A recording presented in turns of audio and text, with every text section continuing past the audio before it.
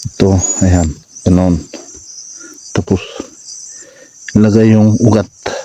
Tapos, tabunan lang.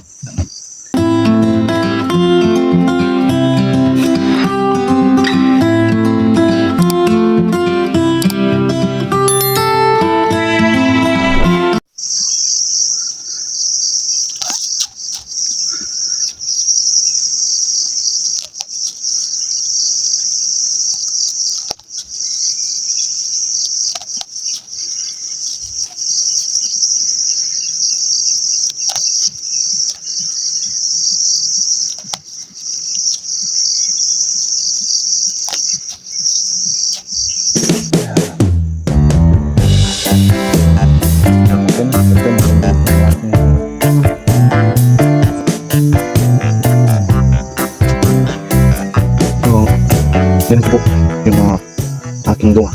Ang atin lang pong yung sa lupa ay yung hanggang dito. Huwag masyadong ganyan lang po siya. Yan. Ganito. Yan. Lagyan mo siya ng butas. Tapos ang ganito. Para po yung lupa ay madidikit yung puno. Yan. Ganito. Ito ba?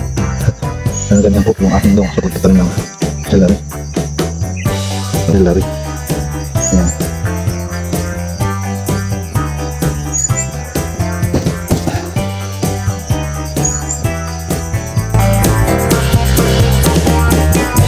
Dali lang po. Dali lang po ang pagtatanim ng celery. So, ito po yung aking pagtatanim. Ang celery din po niya, tubig din po. Matubig po niya. Talagang buhay na buhay. Kaya pagpupunod ng celery, talagang patang sigurado po ng ipagbibili.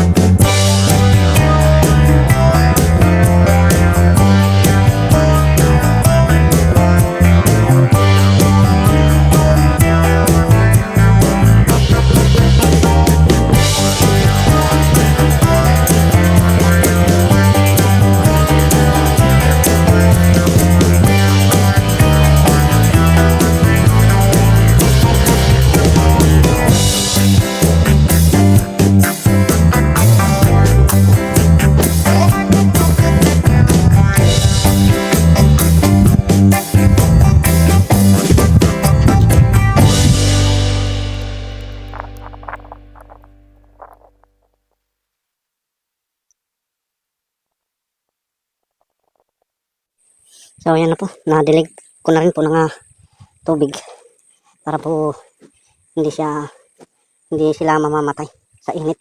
Hindi naman po sila mamamatay, pero mas magandang buhay po yung kanyang mga dahon na yan. Mas maganda pong buhay itong mga dahon niya. Dahil yung susunod ay tutubo rito ay yung kanyang yung bagong may uusbong dyan na bago. Yun po ang tutuloy. Ito po ang titigas. Magiging ito tutuloy din po ito, pero mas lalong dumami yung may dadahon po niya. Tulad po nito. Yan. Ito yung unang dahon niya. Yan, papansin nyo. Ito. Tsaka ito. Sumunod ay ito. At saka ito. At saka yan.